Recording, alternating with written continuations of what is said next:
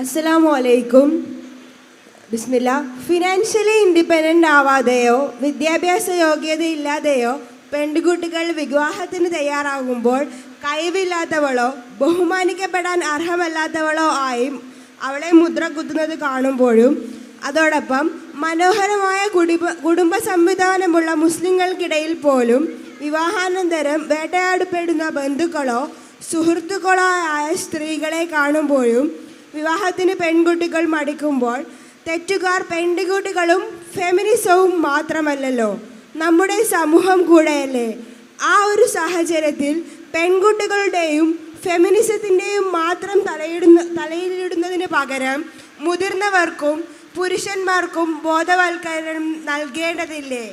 ഇല്ലെങ്കിൽ യഥാർത്ഥ പ്രശ്നത്തെ നമ്മളും അഡ്രസ് ചെയ്യാതെ പോകുന്നതിന് തുല്യമല്ലേ? അസ്സലാമു അലൈക്കും. ഇവിടെ ചോദിച്ച ചോദ്യം വളരെ കൃത്യമായൊരു ചോദ്യമാണ്. നമ്മൾ പൊതുവെ പറയാറുണ്ട്, സാമൂഹികമായ പ്രശ്നങ്ങൾക്ക് ഒരിക്കലും നമ്മളൊരു ഏകകാരണം തേടാൻ പാടില്ല എന്നുള്ളത്. ഇന്ന ഒരു കാര്യം മാത്രമാണ് ഈ ഒരു പ്രശ്നത്തിന്റെ കാരണം എന്ന നിലക്ക് പറയുന്നത് ഒരിക്കലും ഒരു ശരിയല്ല. അതുകൊണ്ട് തന്നെ ഇത്തരത്തിലുള്ള ഒരു പ്രത്യേകിച്ചും പുതിയ കാലത്തുള്ള പെൺകുട്ടികളുടെ മനോനിലയിൽ വിവാഹത്തോടൊരു വിരക്തി തോന്നുക അല്ലെങ്കിൽ കുടുംബ ബന്ധത്തോടൊരു വിരക്തി തോന്നുക എന്നുള്ളത് ഒരു യാഥാർത്ഥ്യമായി നിലനിൽക്കുന്നുണ്ട്. ആ യാഥാർത്ഥ്യത്തെ കേവലം ഒരു ഫെമിനിസം മാത്രമാണ് അതിൻ്റെ കാരണം എന്ന് പറയുന്നതിനോട് ഒരു നിലക്കും യോജിക്കാൻ പറ്റില്ല. സഹോദരി പറഞ്ഞതിനോട് പൂർണ്ണമായി യോജിക്കുന്നു. അതുപോലെ തന്നെ അത് പെൺകുട്ടികളുടെ പ്രശ്നമായി പെൺകുട്ടികളുടെ നേർക്ക് അടിച്ചേൽപ്പിക്കുക എന്നുള്ളതും ഒരു നിലക്കും യോജിക്കാൻ പറ്റാത്ത ഒരു കാര്യമാണ് എന്നുള്ളതിൽ സംശയമില്ല. അതിൽ ഈ പറഞ്ഞ സാമൂഹികമായി നാം ശ്രദ്ധിക്കേണ്ട, ഒരു സമൂഹം എന്ന നിലക്ക് നാം ശ്രദ്ധിക്കേണ്ടുന്ന കാര്യം പിന്നെ എന്തൊക്കെയാണ് എന്നുള്ളത് നമ്മൾ എന്ത് ചെയ്യേണ്ടതുണ്ട്?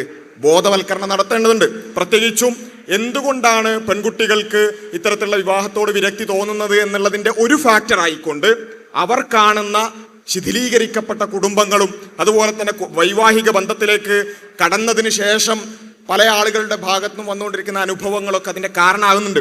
അപ്പം അതുകൊണ്ട് കേവലം പെൺകുട്ടികളെയോ അല്ല ഫെമിനിസത്തെയോ മാത്രം വിമർശിക്കുക എന്നുള്ളതിലേക്ക് ആരെങ്കിലും പോകുന്നുണ്ടെന്നുണ്ടെങ്കിൽ അത് ശരിയല്ല. നാം ഓരോരുത്തരും, സമൂഹത്തിൻ്റെ ഭാഗമായ നാം ഓരോരുത്തരും അതിൻ്റെ പരിഹാരത്തെക്കുറിച്ച് ചിന്തിക്കണം. എങ്ങനെയാണ് ഒരു പെൺകുട്ടിക്ക് വിവാഹത്തോട് ഒരു നല്ല ഒരു അപ്രോച്ച് ഉണ്ടാവുക? അവർ കാണുന്ന ഏറ്റവും മാതൃകാപരമായ ഒരു വിവാഹവും കുടുംബജീവിതവും അവരുടെ വീട്ടിൽ തന്നെ ഉണ്ടാകണം. അവരുടെ ഉപ്പയും ഉമ്മയും ഏറ്റവും നല്ല രൂപത്തിൽ സന്തോഷത്തോടുകൂടി ജീവിക്കുന്നത് കണ്ടാൽ ഇതാണ് വിവാഹം, ഇതാണ് വൈവാഹിക ജീവിതം എന്നു മനസ്സിലായാൽ എക്സ്റ്റേണൽ ഇൻഫ്ലുവൻസുകൾക്ക് ആളുകളെ, പെൺകുട്ടികളെ സ്വാധീനിക്കാനുള്ള സാധ്യത കുറയും. അതുകൊണ്ട് മാറ്റങ്ങൾ തുടങ്ങേണ്ടത് വീടുകളിൽ വെച്ച് തന്നെയാണ് എന്നുള്ള കാര്യത്തിൽ യാതൊരു സംശയമില്ല. സ്ത്രീകളെ ആ നിലക്കൊരു കുറഞ്ഞവരായി അല്ലെങ്കിൽ പ്രശ്നക്കാരായി കാണുന്ന ആളുകൾ ഉണ്ടെന്നുണ്ടെങ്കിൽ അവരുടെ മനോനിലയെ ചോദ്യം ചെയ്യേണ്ടതുണ്ട് എന്നുള്ള കാര്യത്തിൽ യാതൊരു സംശയവുമില്ല. എന്നാൽ ഇതുമായി ബന്ധപ്പെട്ടുകൊണ്ട് നമ്മൾ പറഞ്ഞു, ഒരു ഏക കാരണമല്ല, ഒരു ഫെമിനിസം എന്നുള്ള ഒറ്റ കാരണം മാത്രമല്ല, സാമൂഹികമായിട്ടുള്ള അതുപോലെ തന്നെ ഒരു കേരളം എന്നൊക്കെ പറയുന്ന ഒരു മിക്സഡ് സൊസൈറ്റിയാണ്. പല ആശയധാരകളിലുള്ളവർ ഒരുമിച്ച് ജീവിക്കുന്ന, ആശയപരമായ കൊണ്ടും കൊടുക്കലുകൾ അങ്ങോട്ടും ഇങ്ങോട്ടൊക്കെ കൊടുക്കുന്ന ഒരു സൊസൈറ്റിയാണ്. അതുകൊണ്ട് തന്നെ സാമൂഹികമായി ഈവൻ മുസ്ലിം സൊസൈറ്റിയിലടക്കം പലതരം എക്സ്റ്റേണൽ ഇൻഫ്ലുവൻസുകൾ നമ്മുടെ കുടുംബവുമായി ബന്ധപ്പെട്ടുകൊണ്ടുള്ള ചിന്താഗതികളിലൊക്കെ ഉണ്ടാവും. അതിലൊക്കെ ഇസ്ലാമികമായി വരുത്തേണ്ട മാറ്റങ്ങൾ എന്തൊക്കെയുണ്ട് എന്നുള്ളത് നമ്മൾ ആലോചിക്കേണ്ടതുണ്ട്. എന്നാൽ അതിൽ ഞാൻ നേരത്തെ പറഞ്ഞ പോയിന്റോട് ആഡ് ചെയ്യാണ്, ഇത് ഒറ്റ കാരണമല്ല, പക്ഷേ വളരെ പ്രധാനപ്പെട്ട ഒരു കാരണമാണ് ഫെമിനിസം. അതാണ് നമ്മൾ പ്രത്യേകിച്ച് പറഞ്ഞുകൊണ്ടിരിക്കുന്നത്. ഇത്തരം വേദികളിലൂടെ ഫെമിനിസത്തെ എതിർക്കുമ്പം അത് ഏക കാരണമാണെന്നല്ല പറയുന്നത്, വളരെ പ്രധാനപ്പെട്ട ഒരു കാരണമാണെന്നാണ്. അതിൻ്റെ കാരണം എന്താണെന്ന് ചോദിച്ചാൽ, വളരെ വ്യക്തമായി, വളരെ സുവ്യക്തമായി കൊണ്ട് ഫെമിനിസ്റ്റുകൾ കൃത്യമായി അവരുടെ ആശയമായി തന്നെ എന്ത് എഴുതി വെച്ചിട്ടുണ്ട്? കുടുംബങ്ങളെ തകർക്കുക എന്നുള്ളത് അവരുടെ പ്രഖ്യാപിത ലക്ഷ്യമായി എഴുതി വെച്ചിട്ടുണ്ട്. പല ഫെമിനിസ്റ്റ് ചിന്തകന്മാരും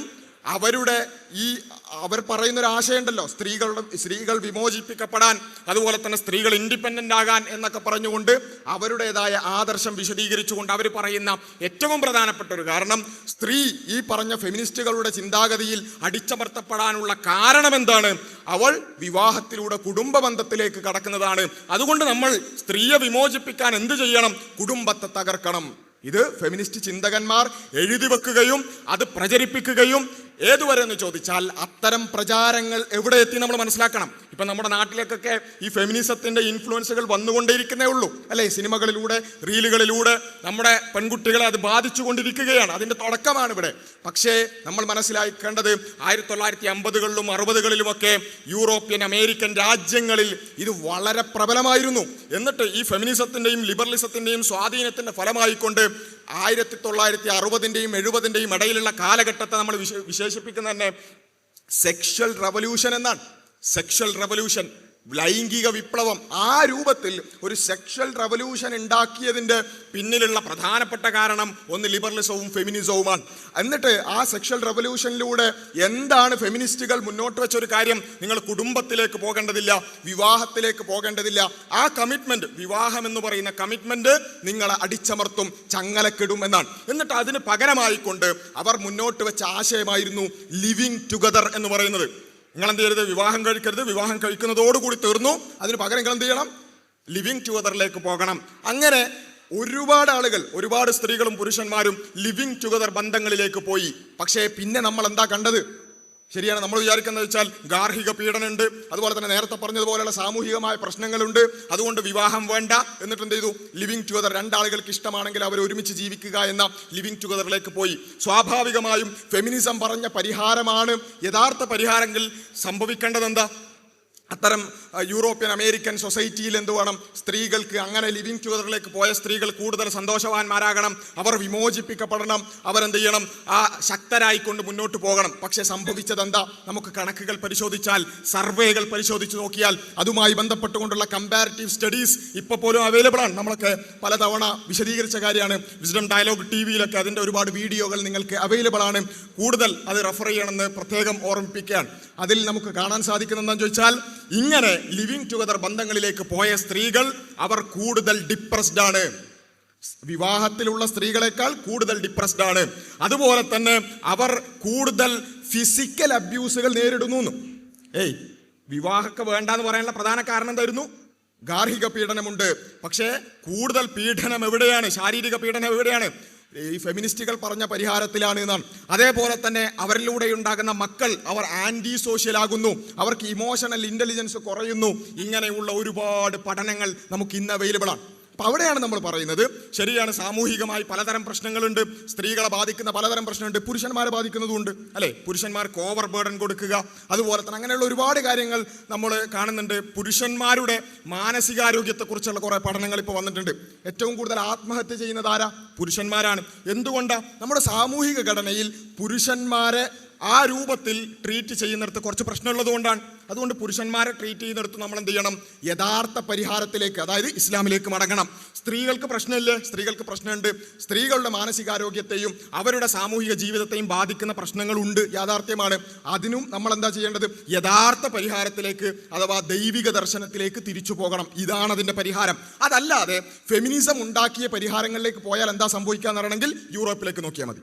യൂറോപ്പിലേക്ക് നോക്കിയാൽ മതി. അവിടെയുള്ള കണക്കുകൾ നമുക്ക് കാണാൻ സാധിക്കുന്നത് എന്താണെന്ന് വെച്ചാൽ, എല്ലാറ്റിൻ്റെ പേരിലും ഡിപ്രഷൻ വളരെ കൂടുതലാണ്. ഇപ്പോൾ ഈ നിലക്കുള്ള ഈസ്റ്റേൺ രാജ്യങ്ങളെയും വെസ്റ്റേൺ രാജ്യങ്ങളിലുള്ള സ്ത്രീകളെയും കമ്പയർ ചെയ്ത് നോക്കിയാൽ, വെസ്റ്റേൺ രാജ്യത്തുള്ള സ്ത്രീകൾ കൂടുതൽ ഡിപ്രസ്ഡ് ആണ്.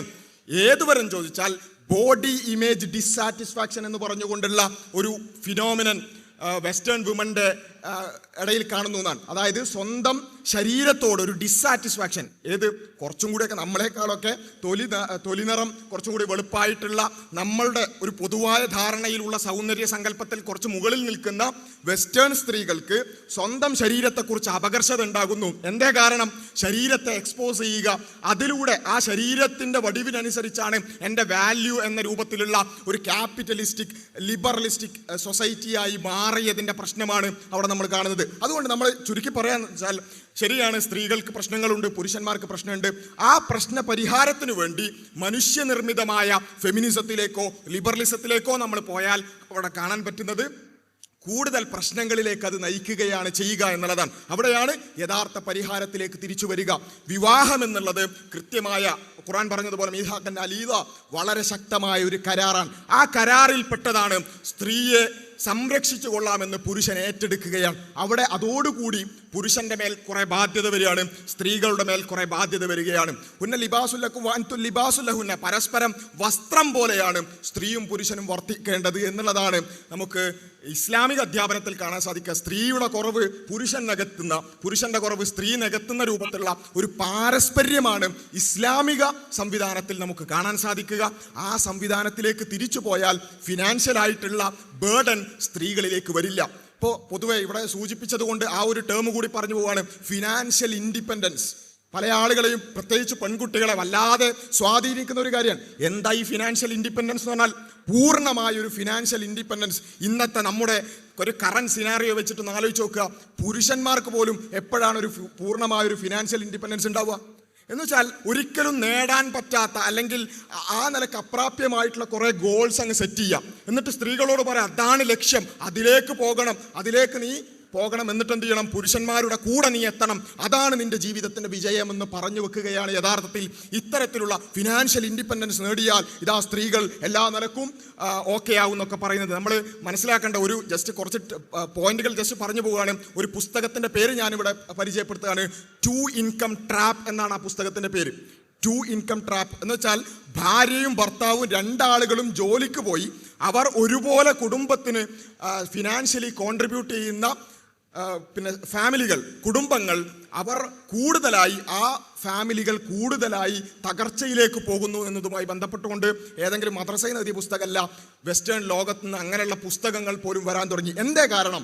സ്ത്രീക്ക് സ്ത്രീയുടേതായ റോളുണ്ട്, പുരുഷന് പുരുഷൻ്റെതായ റോളുണ്ട്. അതിൽ പുരുഷന്റെ മേൽ പൂർണ്ണമായ ബാധ്യതയാണ് സാമ്പത്തികമായ ഉത്തരവാദിത്തം. അതിൻ്റെ അർത്ഥം സ്ത്രീകൾ ജോലിക്ക് പോകരുതെന്നല്ല. സ്ത്രീകൾക്ക് ജോലിക്ക് പോകാം, ഇസ്ലാമികമായി അനുവദിക്കപ്പെടുന്ന രൂപത്തിൽ സ്ത്രീക്കും പുരുഷനൊക്കെ ജോലിക്ക് പോകാം. പക്ഷേ അതിൻ്റെ ബാധ്യത, സാമ്പത്തികമായ ബാധ്യത, കുടുംബത്തിന് വേണ്ടി ചെലവഴിക്കുക എന്ന ബാധ്യത സ്ത്രീയുടെ മേൽ വന്നാൽ അത് കുടുംബത്തിൻ്റെ തകർച്ചയിലേക്ക് പോകുമെന്നുള്ളത് നമ്മൾ പറയുന്നല്ല, പഠനങ്ങൾ പറയുകയാണ്. അപ്പോൾ അവിടെയാണ് ഈവൻ ഇസ്ലാമികമായ സംവിധാനത്തിലേക്ക് വന്നാൽ ഒരു ഭാര്യയും ഭർത്താവും ജോലി ചെയ്യുന്നുണ്ടെന്ന് വിചാരിക്കാം, അവിടെ പോലും ഈ പറഞ്ഞ 2 ഇൻകം ട്രാപ്പ് ഉണ്ടാവില്ല, കുടുംബം തകരില്ല. കാരണം എന്താ? രണ്ടാളും ജോലിക്ക് പോകുന്നുണ്ടെങ്കിലും പുരുഷന്റെ മേൽ മാത്രം ബാധ്യതയാണ് സാമ്പത്തികമായ ഉത്തരവാദിത്വം എന്ന് പറയുന്നത്. സ്ത്രീക്ക് വേണമെങ്കിൽ കോൺട്രിബ്യൂട്ട് ചെയ്യാം, എന്തായാലും ഭർത്താവല്ലേ, അല്ലെങ്കിൽ ആ ഒരു സ്നേഹത്തിന്റെ പുറത്ത് നമുക്ക് എൻ്റെ ഇൻകമിൽ നിന്നും ഞാൻ ഇത്ര രൂപത്തിലൊക്കെ നിങ്ങൾക്ക് സഹായിക്കാം എന്ന രൂപത്തിൽ സ്ത്രീയുടെ ഔദാര്യമായിക്കൊണ്ട് മാത്രം എന്ത് ചെയ്യാൻ പറ്റും? കുടുംബത്തിന് വേണ്ടി ചെലവഴിക്കാൻ പാടില്ല എന്നൊന്നുമില്ല. പക്ഷേ ഒരു സ്ത്രീ തീരുമാനിക്കുകയാണ്. ഒരു ഉദാഹരണം പറയുകയാണെങ്കിൽ, ഒരു 25,000 ഉള്ള സാലറി ഉള്ള ഒരു പുരുഷനും 50,000 സാലറി ഉള്ള ഒരു സ്ത്രീ ഉണ്ടെന്ന് വിചാരിക്കാം. പക്ഷെ സ്ത്രീ തീരുമാനിക്കുകയാണ്, ഞാൻ എൻ്റെ കുടുംബത്തിന് വേണ്ടി എന്ന് വേണ്ട, എൻ്റെ വസ്ത്രത്തിന് വേണ്ടി പോലും ഞാനൊരു 5 പൈസ ചെലവഴിക്കുന്നില്ല എന്ന് തീരുമാനിച്ചാൽ ഇസ്ലാമികമായി ആ ഭർത്താവിന് പറ്റൂല എന്ന് പറയാൻ പറ്റൂല. കാരണം പൂർണ്ണമായ ഉത്തരവാദിത്തം പുരുഷന്റെ മേലാണ്. അപ്പം അതെന്തുകൊണ്ടാണ് നമ്മളിങ്ങനെ ആലോചിക്കുമ്പോൾ അത് പുരുഷവിരുദ്ധമായ മതമാണോ എന്നൊക്കെ തോന്നും. അല്ല, അത് പുരുഷനുമായി ബന്ധപ്പെട്ടുകൊണ്ട് ഇസ്ലാം നിശ്ചയിച്ച ഒരു ബാധ്യതയാണ്. എന്നാൽ സ്ത്രീക്ക് മറുഭാഗത്ത് വേറെ ചില ബാധ്യതകളുണ്ട്. പ്രസവവുമായി ബന്ധപ്പെട്ടുകൊണ്ട്, കുട്ടികളെ വളർത്തുന്നതുമായി ബന്ധപ്പെട്ടുകൊണ്ട് പുരുഷൻ ഒരിക്കലും ചെയ്യാൻ സാധിക്കാത്ത, ബയോളജിക്കലി പോലും ചെയ്യാൻ സാധിക്കാത്ത കുറച്ച് അമിത ബാധ്യതകൾ സ്ത്രീക്ക് കൊടുത്തത് കൊണ്ടാണ് പുരുഷൻ ഈ ബാധ്യത കൊടുത്തത്. അതുകൊണ്ട് ഇത് പുരുഷവിരുദ്ധമായ മതമൊന്നുമല്ല. സ്ത്രീക്കും പുരുഷനും, സ്ത്രീയെയും പുരുഷനെയും സൃഷ്ടിച്ച പടച്ചോൻ എന്ത് ചെയ്തിട്ടുണ്ട്? കൃത്യമായ ഉത്തരവാദിത്തങ്ങൾ കൊടുത്തിട്ടുണ്ട്. അതിലേക്ക് നമ്മൾ തിരിച്ചു പോയാൽ നമ്മൾ ഒരിക്കലും എന്ത് ചെയ്യില്ല, ഇത്തരത്തിലുള്ള കുടുംബപരമായ പ്രശ്നങ്ങളിലേക്കും സാമൂഹികമായ പ്രശ്നങ്ങളിലേക്കും പോകില്ല. നമ്മുടെ സമൂഹത്തിൽ ഇസ്ലാം പറഞ്ഞതല്ലാത്ത രൂപത്തിലുള്ള പ്രശ്നങ്ങൾ നിലനിൽക്കുന്നുണ്ടെങ്കിൽ അത് പുരുഷവിരുദ്ധമാകട്ടെ സ്ത്രീ വിരുദ്ധമാകട്ടെ, അതെല്ലാം നമ്മൾ ഇസ്ലാമികമായി പരിഹരിക്കേണ്ടത് കൂടിയാണ് എന്നുള്ളതാണ് സൂചിപ്പിക്കാനുള്ളത്.